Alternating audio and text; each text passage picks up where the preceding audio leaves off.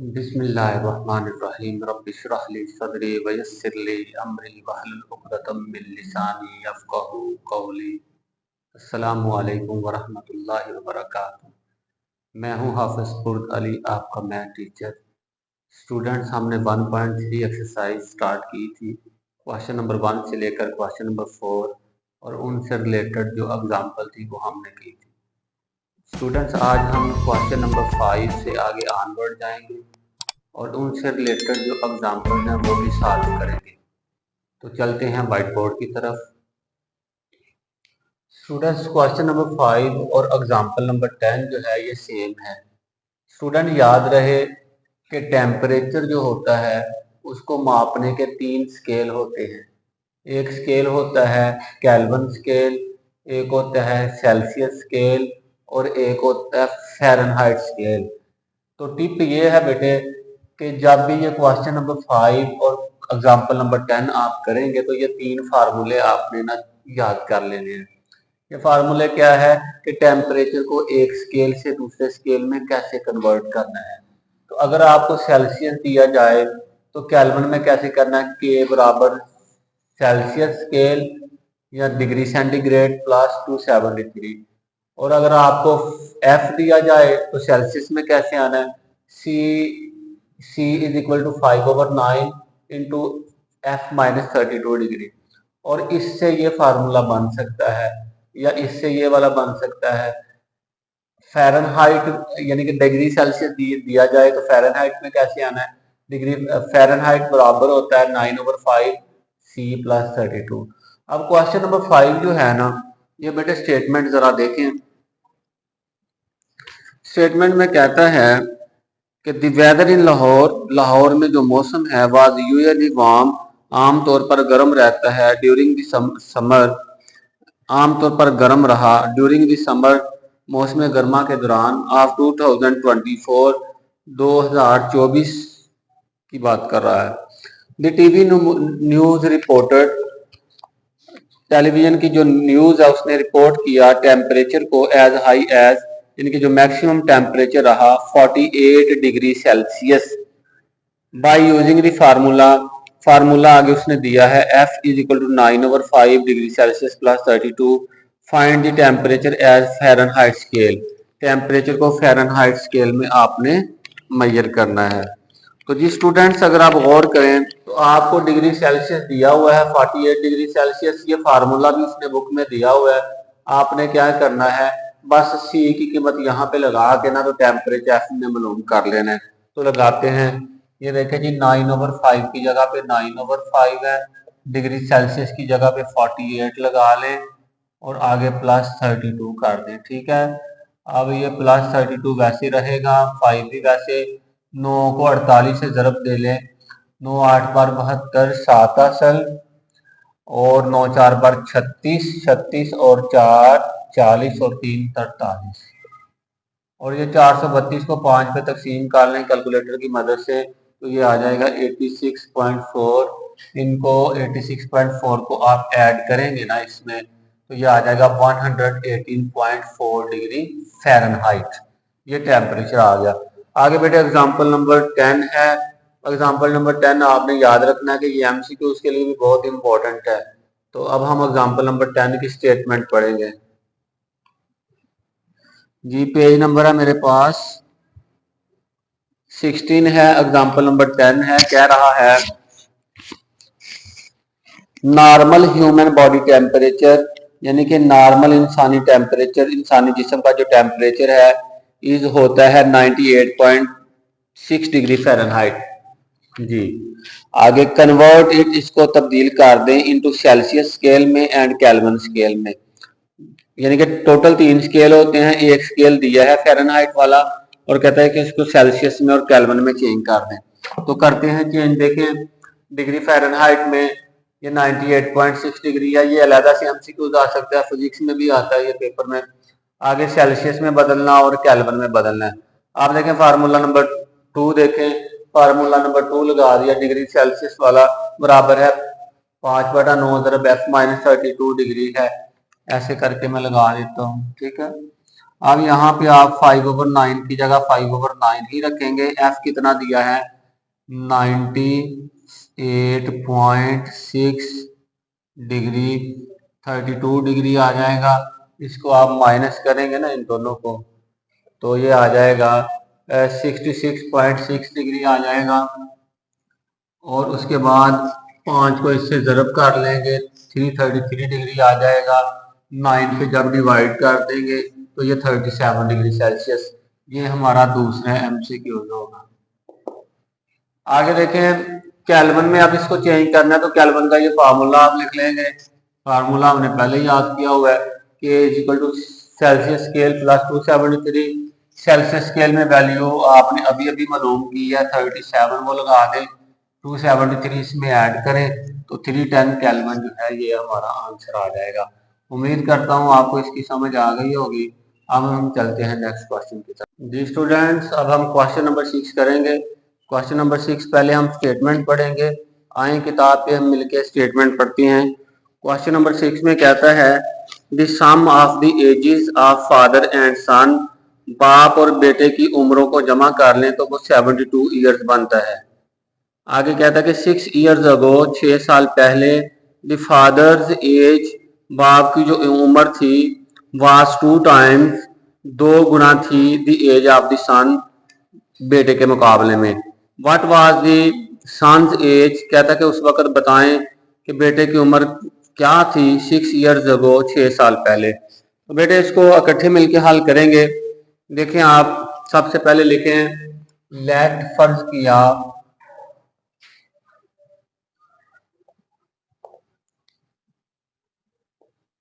As of, present भी लिख लें पहले, प्रेजेंट एज ऑफ फादर, ये x ईयर्स है।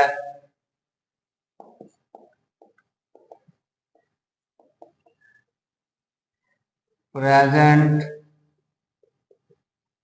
एज ऑफ सन, ये y ईयर्स है।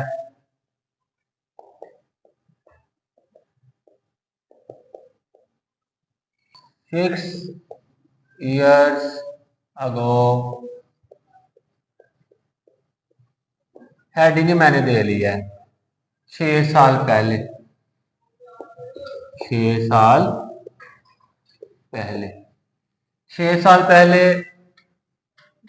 As of father. अब आपको पता बेटे अगर किसी के बाप की उम्र इस वक्त 50 साल है तो 6 साल पहले कितनी होगी 44 साल। कैसे पता चला, मौजूदा उम्र में से 6 साल निकाल लिए। तो अगर बाप की उम्र अभी x ईयर्स है तो 6 साल पहले क्या होगी x माइनस 6 ईयर्स बाप की उम्र। Age of son y minus 6 होगी बेटे की उम्र। अब दी गई शर्तों के मुताबिक या शराइत के मुताबिक, according to given conditions,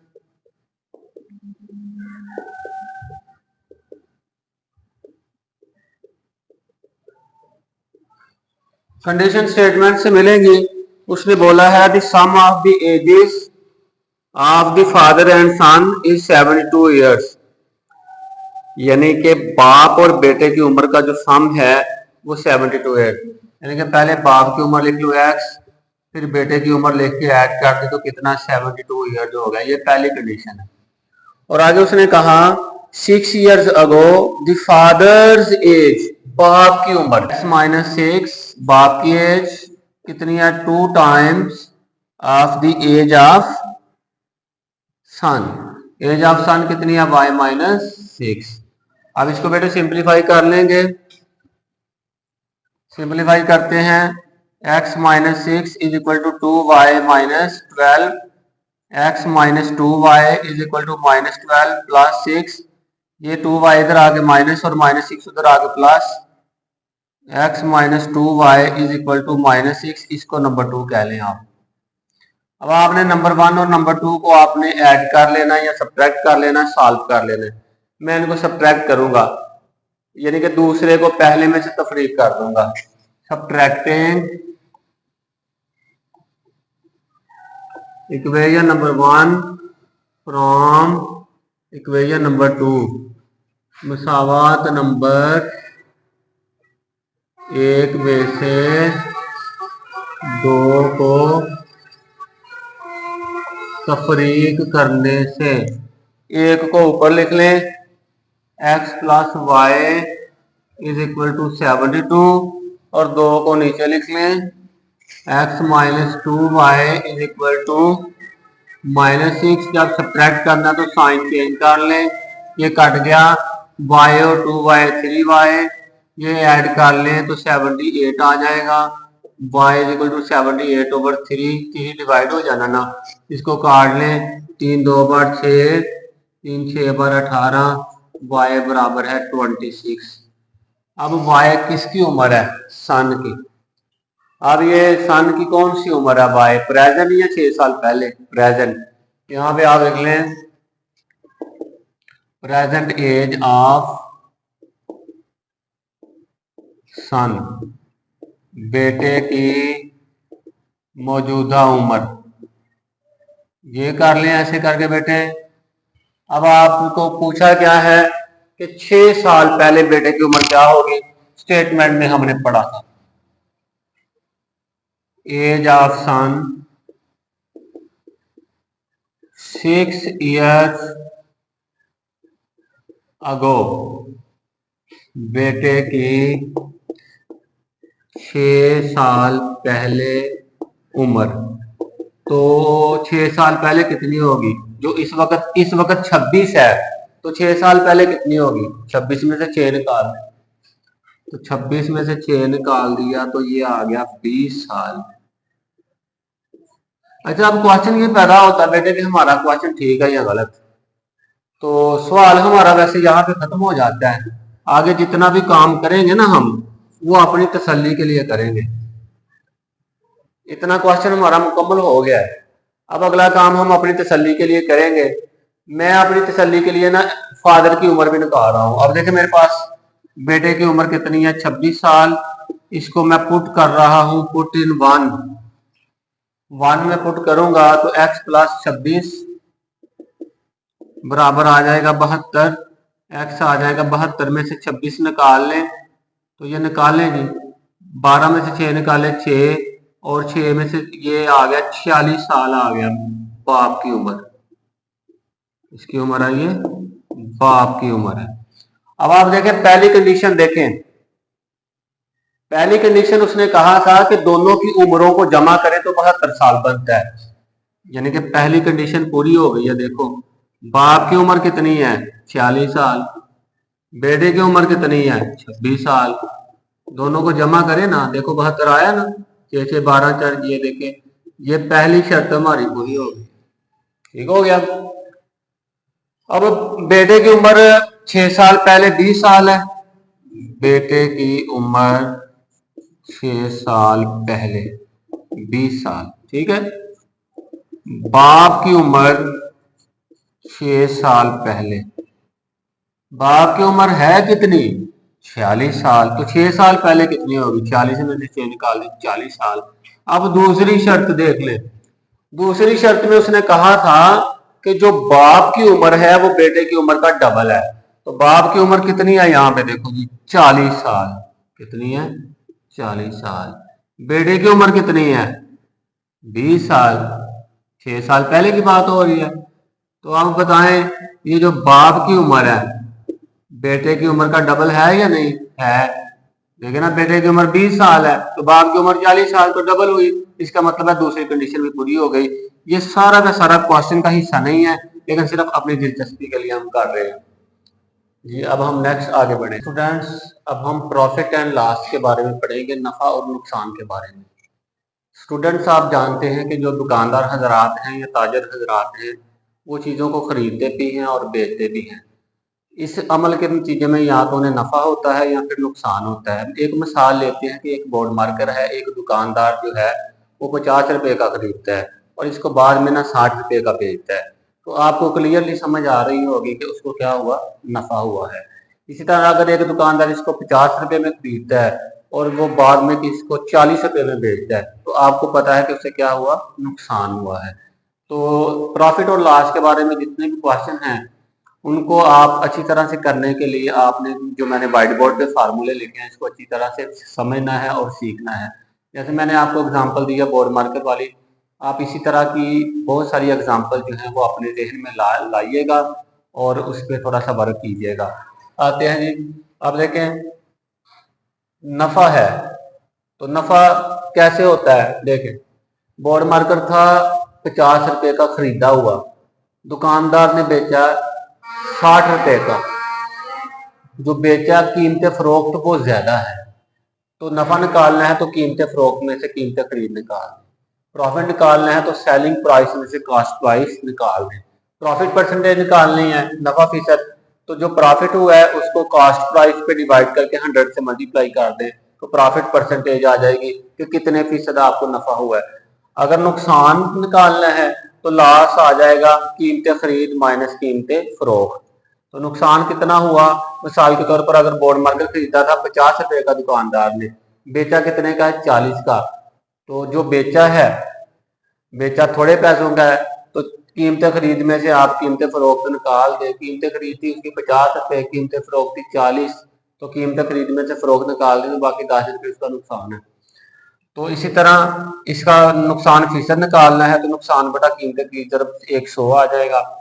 English medium loss आ जाएगा cost price minus selling price, तो लॉस परसेंटेज आ जाएगा loss over cost price multiplied by 100%। जी स्टूडेंट्स, अब हम क्वेश्चन नंबर 7 जो है वो करेंगे, पहले उसकी स्टेटमेंट पढ़ते हैं। मिरहा मिरहा एक लड़की है, बॉट अ टॉय, वो एक खिलौना खरीदा है उसने, फॉर रुपीज 1500 खरीदा है उसने, कीमत खरीद क्या ले, कीमत खरीद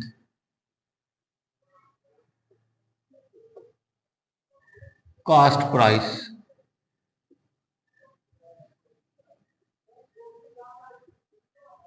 1500 में खरीदा है, एंड सोल्ड फॉर, और इसको बेच दिया 1520 रुपीज में, सेलिंग प्राइस,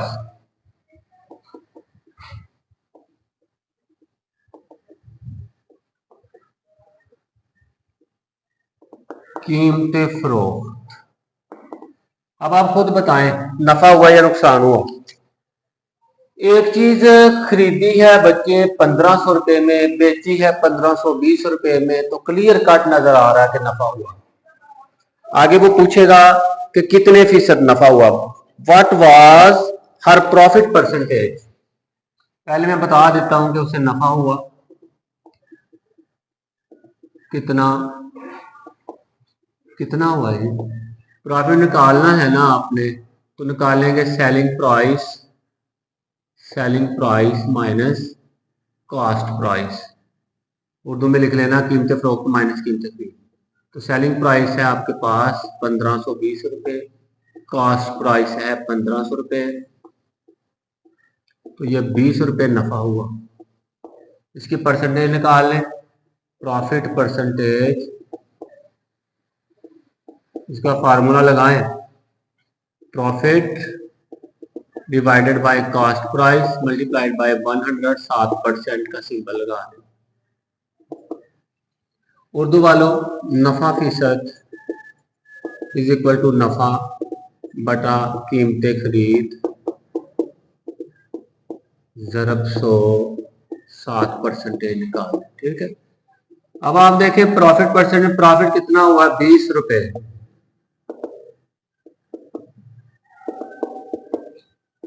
कीमत खरीद कितनी थी 1500, 100 ज़रब काट लें, आसानी से हो जाना ये, ठीक है। ये दोनों आपस में काट लें, ठीक है, तो आ गया, ये आ गया भी कट जाता है, 5 4 बार 20, 5 3 बार 15, 4/3%। इसको आप करें 3 1 बार 3, तो 3 3 बार 9, 3 3 बार 9, इसी तरह चलेगा। ये आ जाएगा प्रॉफिट परसेंटेज, नफा फीसद आ जाएगा। जी स्टूडेंट्स, आई होप आपको इसकी समझ आई होगी। अब हम करेंगे इससे रिलेटेड कुछ एग्जांपल्स हैं वो करेंगे। स्टूडेंट्स, एग्जांपल नंबर 11 और 12 करेंगे। एक पेज नंबर 16 पे है और एक पेज नंबर 17 पे है। एग्जांपल नंबर 11 की स्टेटमेंट इकट्ठे मिलकर पढ़ते हैं। Humayal purchase a bicycle. एक बच्चा है हमायल, उसने एक बाईसाइकिल खरीदी फॉर ₹6,590। कॉस्ट प्राइस,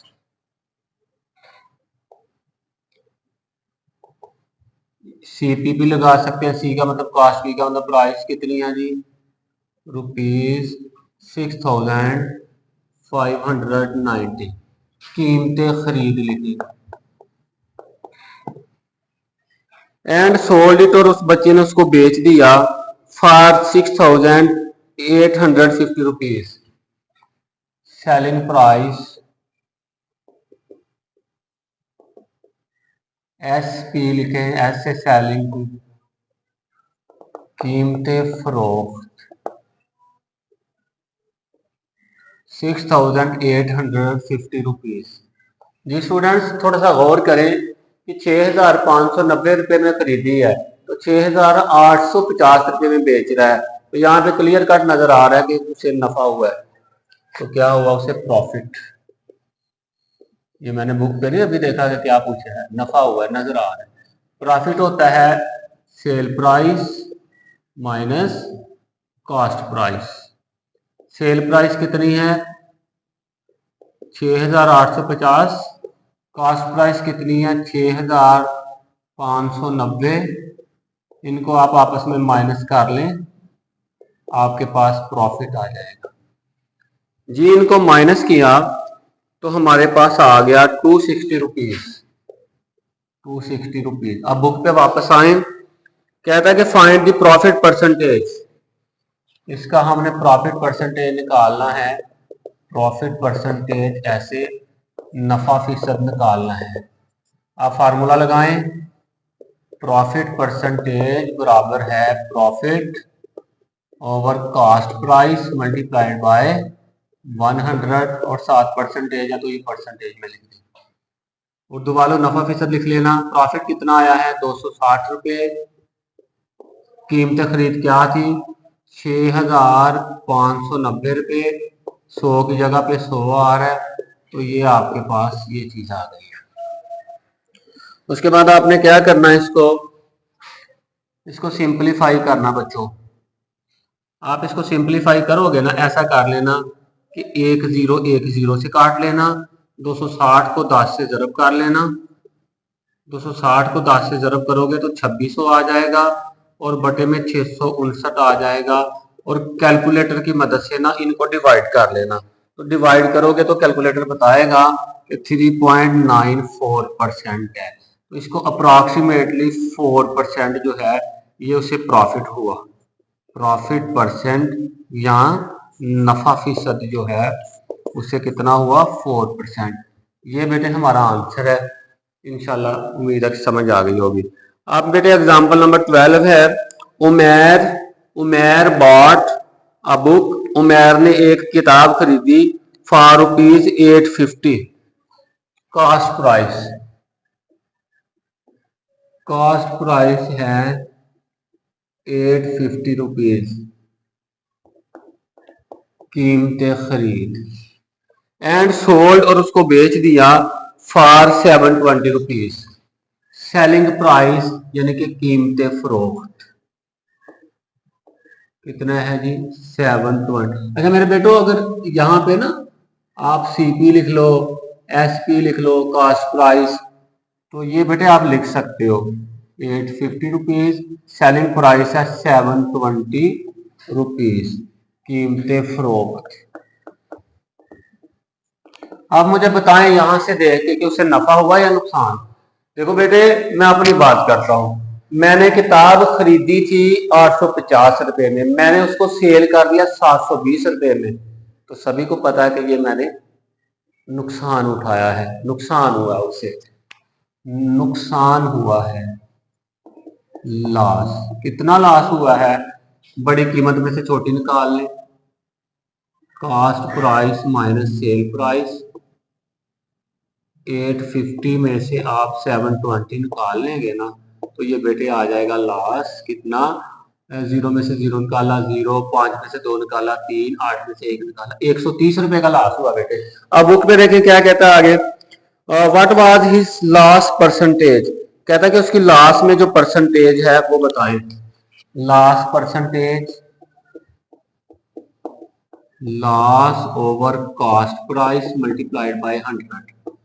यहां पे बेटे एक चीज मैं रुक के बताऊंगा आपको, अभी आपने उसको पिक कर लेना है। वो चीज कौन सी है वो अभी आपके सामने आ रही है बेटे। लॉस परसेंटेज निकालना हो या प्रॉफिट परसेंटेज निकालना हो, बटे में कॉस्ट प्राइस आएगी। बटे में क्या आएगी, कॉस्ट प्राइस। प्रॉफिट नुकसान फीसद निकालना हो या मुनाफा फीसद, नफा फीसद, तो बटे में कीमतें खरीद ही आएगी। ये बात याद रखें।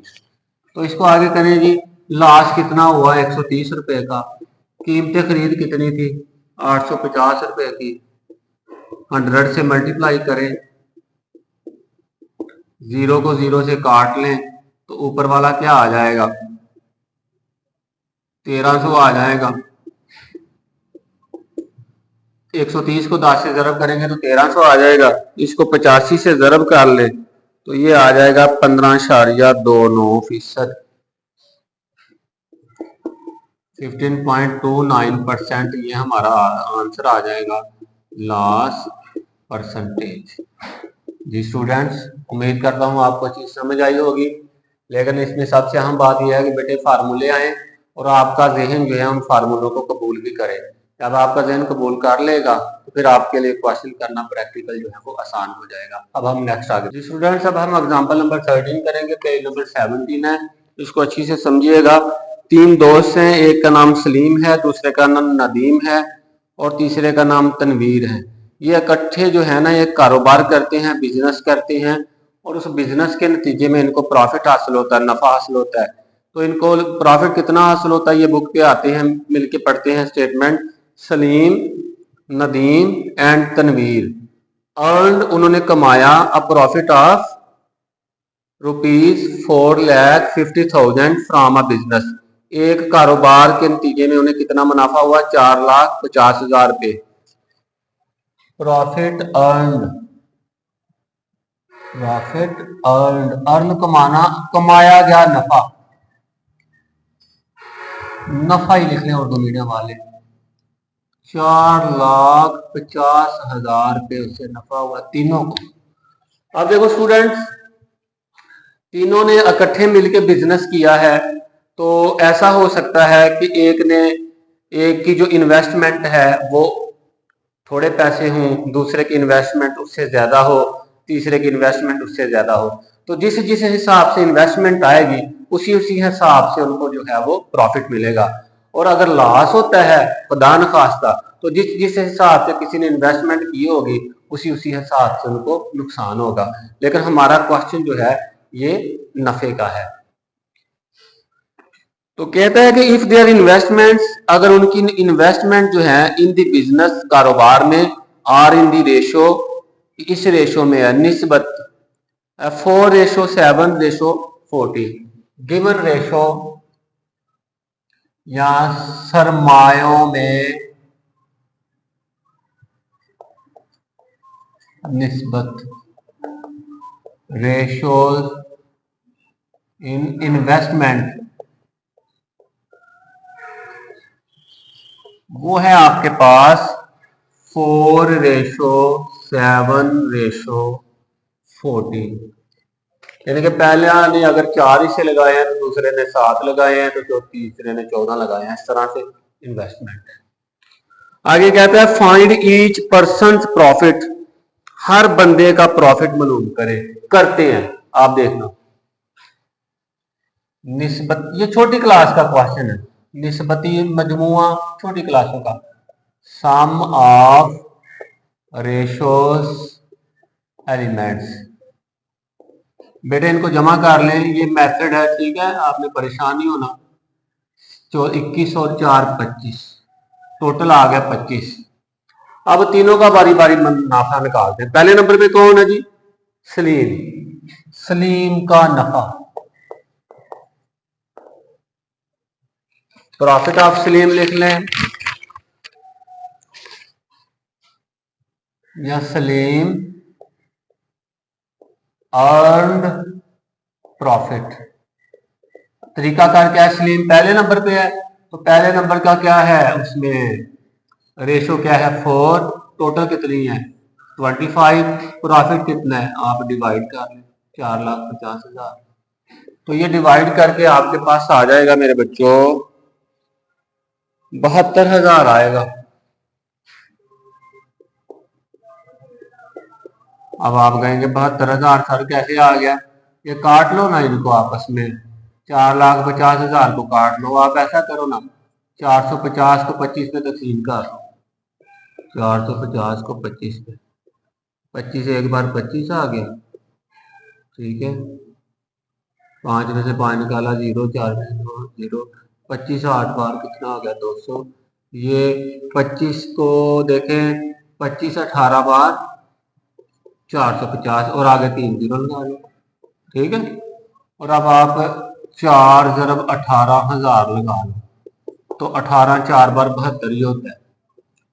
ये आ गया आपके पास 72,000 रुपया जो है वो सलीम का नफा है। उसके बाद किसका नाम है? नदीम का नाम है, जिसके बाद आगे आएगा नदीम का नफा। Nadeem earn profit. आप देखें किस हिसाब से नदीम ने पैसे लगाए हुए हैं। दूसरे नंबर पे 7 के हिसाब से। टोटल कितने हैं? 25। यानी कि जो निस्बत है, रेशो है, वो लिख के, सम ऑफ रेशो एलिमेंट वो लिख के, और मल्टीप्लाइड बाय जो टोटल प्रॉफिट है वो लगा लें, ठीक है। ये आ जाएगा 18,000, हमने पहले किया, तो 7 ज़रब 18,000 हम कैलकुलेटर से कर लेंगे, ठीक है। तो ये आ जाएगा नदीम का नफा या नदीम अर्न प्रॉफिट। ये जब मल्टीप्लाई करेंगे तो ये आ जाएगा 1,26,000 रुपया। 7 8 बार 56, 7 1 बार 7 और 5 12 और आगे 3 0, 1,26,000। आगे तीसरे नंबर पे तनवीर है, आगे आ जाएगा तनवीर अर्न प्रॉफिट। तनवीर का नफा। अब तनवीर ने जो किसी रेशो से लगाए हैं, इस रेशो से, टोटल रेशो एलिमेंट कितने हैं? 25। जरब कितना है जो नफा हुआ है? 4,50,000। अब ये काटा था हमने पहले, तो ये 18,000 बना था। जो 14 ज़रब 18,000 करें तो ये हमारे पास बेटे आ जाता है 2,52,000। 2,52,000 रुपये ये आएगा तनवीर का नफा। जी स्टूडेंट्स, इसकी ब्रीफिंग दोबारा ले लें। 3 स्टूडेंट्स थे, 3 दोस्त थे, उन्होंने एक कारोबार किया, कारोबार में मुख्तलिफ हिसाब से पैसे लगाए और माशाल्लाह उनको कारोबार में फायदा हुआ, नफा हुआ। तो अब उनको जो पैसे आएंगे जिस जिस हिसाब से किसी ने लगाए हैं उसी हिसाब से आएंगे। अगर किसी ने कम पैसे लगाए हैं तो उसको मुनाफा भी कम होगा, अगर किसी ने ज्यादा पैसे लगाए हैं तो नफा भी ज्यादा होगा। लेकिन टोटल नफा हुआ 4,50,000। इस हिसाब से उन्होंने पैसे लगाए थे, सबको जमा कर लिया। अब सलीम का नफा जो था वो जिस हिसाब से लगाए थे वो करके उसको टोटल, यानी कि जो रेशो बनी थी उसको टोटल एलिमेंट पे डिवाइड करके साथ मल्टीप्लाई कर दिया नफे पे, ये सारा आ गया उसका। अब उसके बाद दूसरे नंबर वाले दोस्त का तनवीर का आया 7/25 किया, इसी तरह नदीम का आया 14/25 किया। इस तरह से उनको सारा का सारा क्या आया? मुनाफा आया। अब बेटे आपको आपके पास क्वेश्चन जब आप करेंगे एग्जाम में तो आपके पास ना वो नहीं होगा, आंसर नहीं होगा इसका। तो आप क्या करेंगे? आप तीनों मुनाफों को जमा कर लेना, इसको, इसको और इसको जमा कर लेना। तो जमा करेंगे तो इंशाल्लाह ताला आ जाएगा। जमा करके बताऊं? ये देखिए, पहला है 2,52,000। दूसरा है 1,26,000। तीसरा है 72,000। 0 0 0 6 और 2 8 और 1 10। एक हासिल। 5 और 1 6 6 और 2 8 8 और 7 15। एक हासिल। 1 2 3 4। ये देखो 4,50,000 रुपया ये मुनाफा हो गया टोटल किया। तो इससे हमें तसल्ली हो जाएगी कि हमने क्वेश्चन जो है वो ठीक किया है। अब हम अगले क्वेश्चन की तरफ बढ़ेंगे। जी स्टूडेंट्स, क्वेश्चन नंबर 8 है। पहले हम स्टेटमेंट पढ़ेंगे, फिर उसके बाद आगे बढ़ेंगे। क्वेश्चन नंबर 8 में देखें, कहता है the annual income of Tayyab is 9,60,000 rupees. Tayyab की जो सालाना आमदन है 9,60,000 रुपये है। जी मैं लिखता हूं एनुअल इनकम।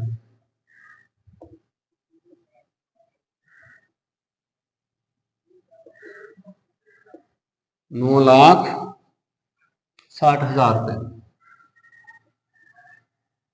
सालाना आमदन। एक साल में वो जो जितने पैसे हैं उनको बचत आती है वो है। While exempted amount is 1,30,000 rupees. Exempted का मतलब है वो अमाउंट जिस पे टैक्स नहीं लगेगा। टैक्स एग्जेम्प्टेड अमाउंट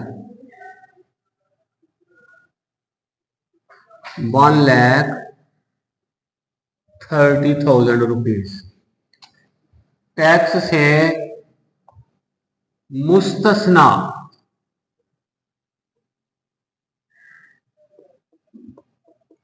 मुस्तस्ना रकम होती है जिस पे टैक्स नहीं लगता।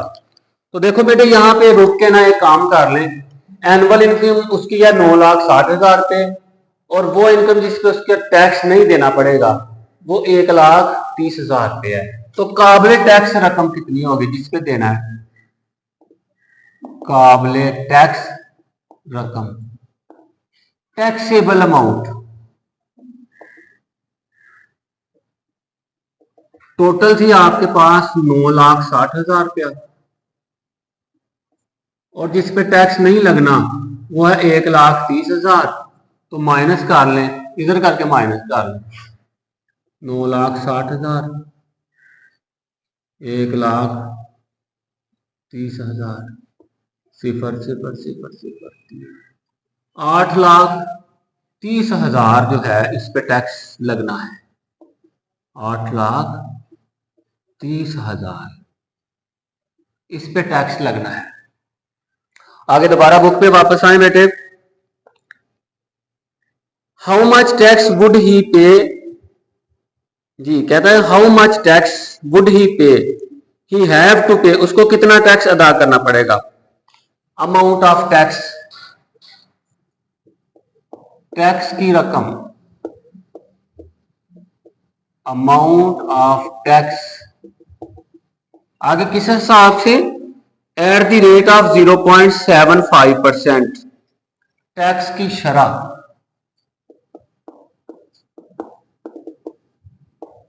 रेट ऑफ टैक्स यानी कि कितनी है 0.75%। यानी कि हर 100 रुपए पे इतने, यानी कि 100 रुपए पे 1 रुपया भी नहीं बन रहा, 75 पैसे बन रहे हैं। तो करते हैं अभी हम मिलके। जी स्टूडेंट्स, अमाउंट ऑफ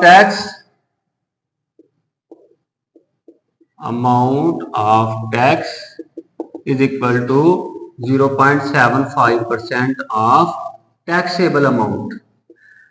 टैक्सेबल जिस पे टैक्स लगना ना उसी का निकालेंगे ना, इस पे तो नहीं ना लगना, इतनी रकम पे नहीं लगना, बाकी पे लगना है, इस पे लगना टैक्सेबल अमाउंट। टैक्स की रकम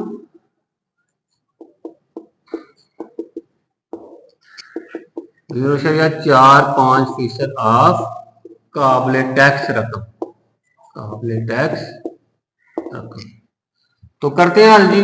0.75 की जगह 0.75 है, इसकी जगह पे लिख लेते हैं फीसद की जगह पे 1/100। टैक्स की रकम कितनी है 8,30,000।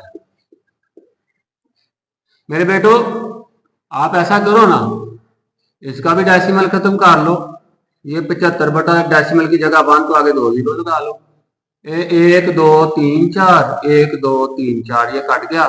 75 जरब आ गया 83। तो ये बच्चों जरब कर लो, कैलकुलेटर है तो कैलकुलेटर से कर लो, नहीं तो वैसे साइड पे कर लो। ये लो 83 को 75 से कर लो। 5 3 बार 15, 1 असल।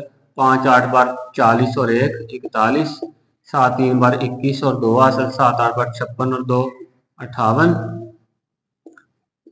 5 2 2 6, ये आ जाएगा 6,225 रुपीज।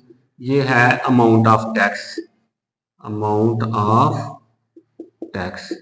अब हम बेटे नेक्स्ट आगे बढ़ेंगे। आई होप आपको समझ आ गई होगी।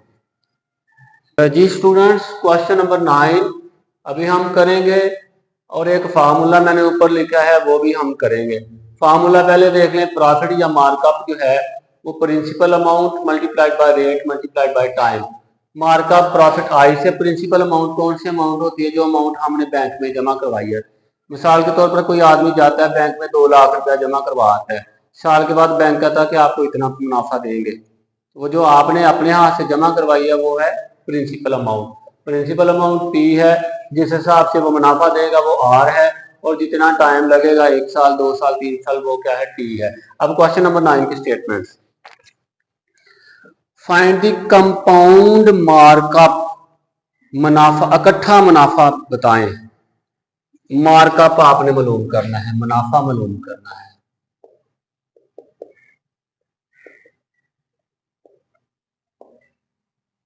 आई मालूम करना है आपने, दूसरे अल्फाज। ठीक है, आगे। ऑन ₹3,07,50,000, यानी कि जो प्रिंसिपल अमाउंट है, असल रकम, प्रिंसिपल, ये आपके पास है ₹3,70,50,000 फॉर 1 ईयर। टाइम क्या दिया है? टाइम है 1 ईयर का, 1 साल का। एट द रेट ऑफ, शरह रेट, रेट कितना है? 0 पॉइंट, माफी चाहता हूं, 14% इसका रेट है। यानी कि 1 साल में वो 14% जो है वो आपको देगा। अभी मैं आपके साथ solution, as we know that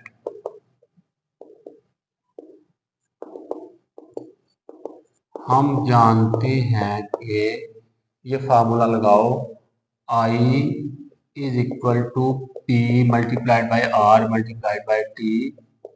P कितना है? 3,75,000 रुपया। रेट कितना है? 14%। टाइम कितना है? 1 साल। 3,75,000 जब 14% की जगह 1/100 लगाओ और 1 की जगह 1 लगाओ। ये मेरे बच्चों देखो, सिंप्लीफाई कर लो। 2 जीरो, ये वाले 2 जीरो से कट जाएंगे।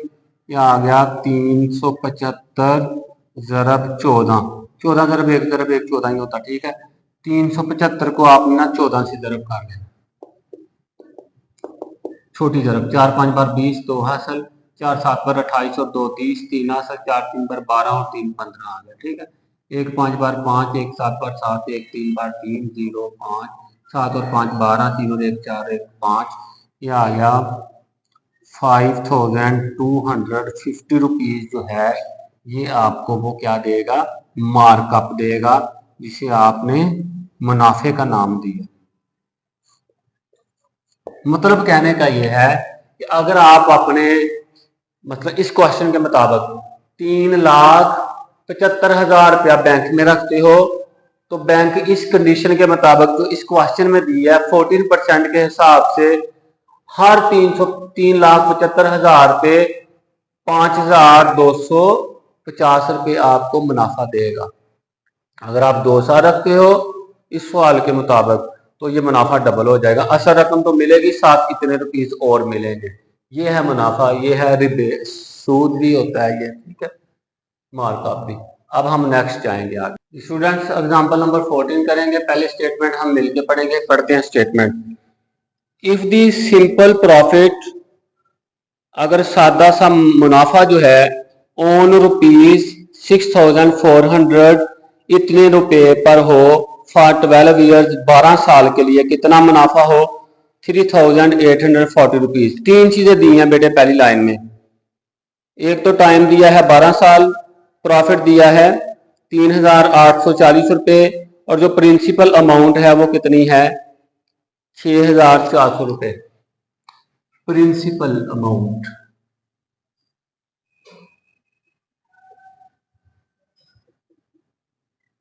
₹6,400 असल रकम। उसके बाद टाइम कितना दिया है बेटे? वक्त, इसको बेटे पी से लिख लेना था हमने। टाइम ये है बेटे 14 ईयर्स या 14 साल टाइम है। माफी चाहता हूं, 12 साल। उसके बाद जो प्रिंसिपल अमाउंट है वो भी हो गई, टाइम भी हो गया। अब वो जो प्रॉफिट है ना, नफा, वो आ रहा है। प्रॉफिट आ रहा है मेरे बच्चों आई से, ये आ रहा है 3,840 रुपए है। आगे कहता है कि find the rate of profit, नफा की शरह। रेट आप लिखिए कैपिटल आर, ये मालूम करना है जी स्टूडेंट्स। स्टूडेंट हमने कहा था ये फार्मूला ही हम लगाएंगे। सॉल्यूशन, हल। एज वी नो डैट, हम जानते हैं कि मुनाफा आई बराबर है P multiplied by R multiplied by T. ये मेरे फार्मूला आपने याद रख लेना, ये मैंने लिखा है, आपने याद रख लेना है। ये मुनाफा होगा, नफा। प्रिंसिपल अमाउंट क्या होती है? असल रकम जो आप अपने घर से जेब में डाल के लाते हैं। रेट का मतलब होता है शरह, और टाइम का मतलब होता है वक्त। प्रिंसिपल अमाउंट जो आप अपने जेब में घर से डाल के लेके जाते हैं, मैं बैंक में जमा करवा रहा हूँ, वो प्रिंसिपल अमाउंट है, ठीक है। यहां से आपने आर मालूम करना है, आई उसी तरह रहेगा, आर मालूम करना आपने। पी और टी जो है ये डिवाइड हो जाएंगे, ठीक है। आर इधर, आर आ गया, आई की जगह क्या आएगा? आई की जगह पे 3,840 रुपए। पी की जगह पे क्या आएगा? 6400 रुपया। और टाइम के लिहाज से टी की जगह पे क्या आएगा? 12 साल आएंगे। अच्छा आगे बेटे देखो मैं क्या करने लगा हूं। ये जो कहा ना नफा की शरह, प्रॉफिट रेट। जो प्रॉफिट रेट होता है वो परसेंटेज में होता है। ये 12% हुआ है नफा, 13% हुआ है, 14%, 12% हुआ है, 13% हुआ है। ये पता क्या करना है, ये अब हमने ये अलामत अपने पास से लगाई है और अपने पास से 100 से मल्टीप्लाई की है। अब आप कहेंगे सर ये क्या काम किया है, क्योंकि यहाँ पे फार्मूले में हमारे पास ये अलामत नहीं है ना, ये हमने अपने पास से लगाई है। वैसे मैं मजे से बताऊं, ये होती है 1/100, ठीक है। 100 से मल्टीप्लाई किया, 100 पे डिवाइड कर दिया। आगे चलते हैं, आगे इसकी जगह पे ना आपने परसेंटेज लगवा देना, ठीक हो गया। ये डायरेक्ट भी आप लिख सकते थे। ये देखो आपके सामने कर दो, 1 2 0 कट 12 से चलाएं, 12 एक बार 12, 12 3 बार 36, बाकी 2 बच के 2 4 में 24, 12 2 बार 24, 12 0 बार 0। और ये जो 64 है, 64 को 5 से करें 320 आता है, चेक कर लो। 5 4 बार 20, 2 असल, 5 6 बार 30 और 2 32, 64 5 बार। तो ये क्या आ गया? 5 एक बार आ गया 5, और आगे 1/100 की जगह पे क्या लगा दिया? परसेंटेज। तो ये आ गया रेट। नफा की शरह, इस हिसाब से आपको वो बैंक जो है वो मुनाफा देगा। इस हिसाब से पिछले क्वेश्चन में तो उसने बता दिया था ना कि 14% दे रहा है तो मुनाफा कितना होगा। इसमें मुनाफा बता दिया तो उसने कहा मुनाफा तो बता रहे हैं, रकम भी बता रहे हैं, अब बताओ कितने परसेंट है। तो वो ये कितने परसेंट का आंसर जो है दिया। स्टूडेंट्स, ये था हमारा आज का लेक्चर। उम्मीद करता हूं आपको इसकी अच्छी से समझ आई होगी। इसमें आज हमने 1.3 जो है उसको हमने कंप्लीट कर लिया है और उससे रिलेटेड जितनी भी एग्जाम्पल थी वो हमने कंप्लीट की है। इंशाअल्लाह अज़ीज आपसे मुलाकात होगी अगले वीडियो में। टिल देन अल्लाह हाफिज।